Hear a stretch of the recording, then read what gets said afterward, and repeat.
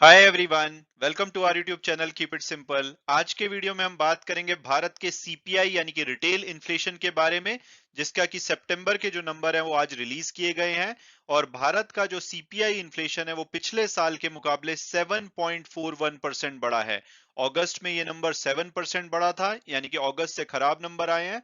और जो एक्सपर्ट थे वो ये मान रहे थे कि हमारा इन्फ्लेशन 7.3% से बढ़ सकता है, यानी कि उम्मीद से भी खराब नंबर है। तो आज के वीडियो में हम इस टॉपिक को डिटेल में डिस्कस करेंगे। और आगे बढ़ने से पहले अगर आपने अभी तक चैनल को सब्सक्राइब नहीं किया तो प्लीज सब्सक्राइब करके हमें मोटिवेट कीजिए।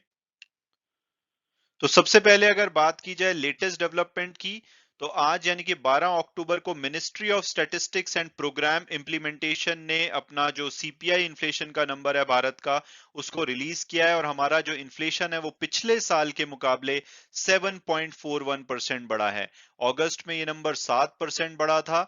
और अगर हम पिछले कुछ महीनों में देखें तो अप्रैल 2022 में 7.79% बढ़ा था, उसके बाद लगातार इसमें कमी आ रही थी।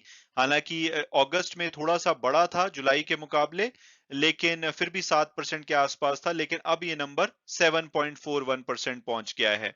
और यहाँ पे अगर हम एस्टिमेट की बात करें तो मनी कंट्रोल पोल के हिसाब से उम्मीद की जा रही थी कि ये नंबर 7.3% आ सकता है। ब्लूमबर्ग का जो पोल था 36 इकोनॉमिस्ट्स का, उनके हिसाब से ये नंबर 7.36% फोरकास्ट किया गया था। इसके अलावा ट्रेडिंग इकोनॉमिक्स ने 7% माना था। यानी कि 7% से लेकर के 7.36% की उम्मीद थी, लेकिन नंबर सभी से खराब आए हैं और ये नंबर 7.41% रहा है। हालांकि मार्केट ने अभी कोई खास रिएक्ट नहीं किया है। एसजीएक्स निफ्टी इस डेटा के आने के बाद भी सिर्फ 30 पॉइंट ही नीचे है और खास इसने रिएक्ट नहीं किया। तो कल देखना होगा कि इंडियन मार्केट रिएक्ट करती है या नहीं। हालांकि कल मोस्ट इंपॉर्टेंट यूएस का इन्फ्लेशन नंबर आना है, जो कि उम्मीद की जा रही है कि 8.1% आ सकता है। अगर ये नंबर 8.1% से ज्यादा हुआ तो मार्केट हमारी जो फ्राइडे को बहुत ज्यादा गिर सकती है। इसके अलावा अगर हम वापस इंडिया के नंबर पे आए तो 36 महीने हो चुके हैं, जबकि जो इन्फ्लेशन का नंबर है अब 4%, जो कि आरबीआई की मीडियम टर्म टारगेट होता है।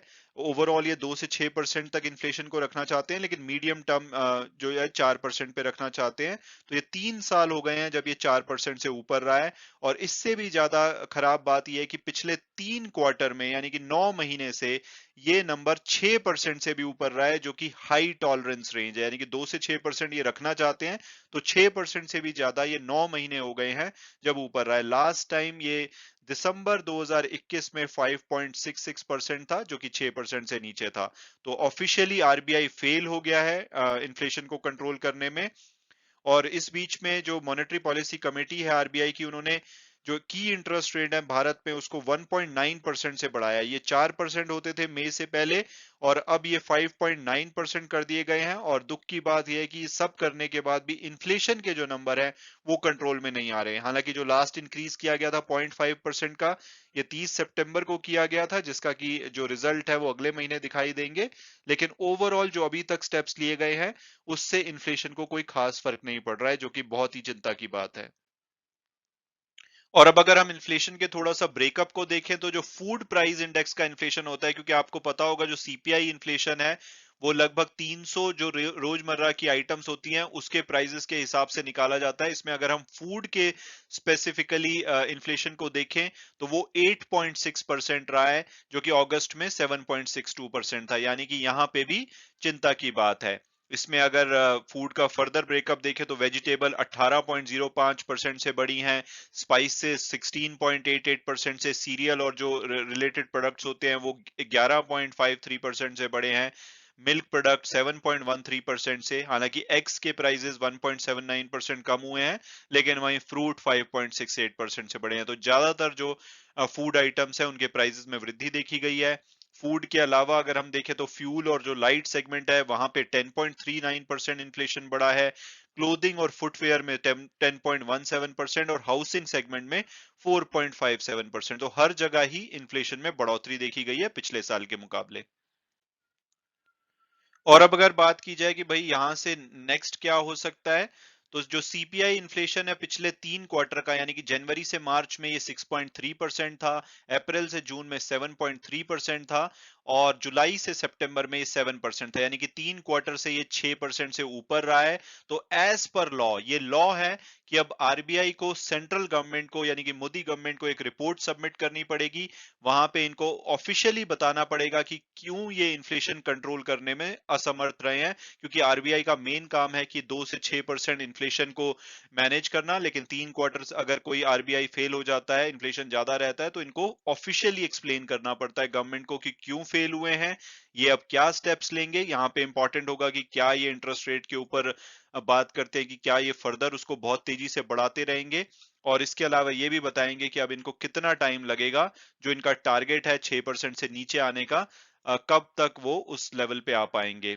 30 सितंबर को जो मॉनेटरी पॉलिसी कमेटी की मीटिंग थी, उसमें गवर्नर शक्तिकांता दास ने बोला था कि भाई मॉनेटरी पॉलिसी कमेटी आरबीआई की जो रिपोर्ट है वो गवर्नमेंट के साथ डिस्कस करेगी, लेकिन इसमें क्या बात की जाएगी वो उन्होंने इसके बारे में कुछ नहीं बताया था। इसके अलावा अगर फोरकास्ट की बात करें तो आरबीआई के हिसाब से इस पूरे फाइनेंशियल ईयर में 6.7% इन्फ्लेशन रह सकता है, जो कि अगले फाइनेंशियल ईयर में यानी कि जो 23-24 फाइनेंशियल ईयर होगा उसमें कम होकर के 5.2% पे आ सकता है। कल आईएमएफ ने world economic outlook report publish करी थी, उसके हिसाब से इन्फ्लेशन 6.9% उन्होंने इस साल का प्रोडिक्ट किया है इंडिया का, और अगले साल का 5.1%। और अब अगर हम कंट्री वाइज इन्फ्लेशन देखें तो अगर G20 कंट्रीज की बात की जाए तो टर्की में 83% का इन्फ्लेशन है, अर्जेंटीना में 78% का, नेदरलैंड में 14.5% का, रशिया में 13% का। तो इन कंट्रीज का तो इन्फ्लेशन बहुत ही खराब है। लेकिन अगर हम जो डेवलप्ड कंट्री हैं जैसे यूके 9.9%, यूएस 8.3%, तो हमारा इन्फ्लेशन बढ़ने के बाद भी अभी भी इनसे कम है। हालांकि कल यूएस का सितंबर का इन्फ्लेशन का नंबर आना है, और ये नंबर अगर 8.1% जो कि उम्मीद की जा रही है, इससे अगर ज्यादा हुआ तो बहुत ही ज्यादा खतरा मंडरा सकता है स्टॉक मार्केट के ऊपर। तो इसके ऊपर सबकी निगाहें रहेंगी, क्योंकि अभी इंडिया के जो इन्फ्लेशन के नंबर ज्यादा आए हैं उसका अभी तक तो खास फर्क नहीं लग रहा है मार्केट पे। बाकी देखना होगा कि कल मार्केट कैसे रिएक्ट करती है। और अगर हमारे नेबर एशियन कंट्रीज की बात की जाए तो लेबनान में 162% है, श्रीलंका में लगभग 70% का इन्फ्लेशन है, और पाकिस्तान में 23% का इन्फ्लेशन है। तो अब देखना होगा कि कल हमारी मार्केट कैसे रिएक्ट करती है, और उसके बाद जो नवंबर के फर्स्ट वीक में आरबीआई की मॉनेटरी पॉलिसी कमेटी की मीटिंग है उसमें इंटरेस्ट रेट के ऊपर क्या डिसीजन लिया जाता है। तो ये नेक्स्ट स्टेप होंगे, लेकिन अभी के लिए इन्फ्लेशन के नंबर ने निराश किया है। मैं उम्मीद करता हूं कि आपको ये वीडियो पसंद आया होगा और आपने कुछ नया जाना होगा। Thanks so much for watching the video and God bless you all.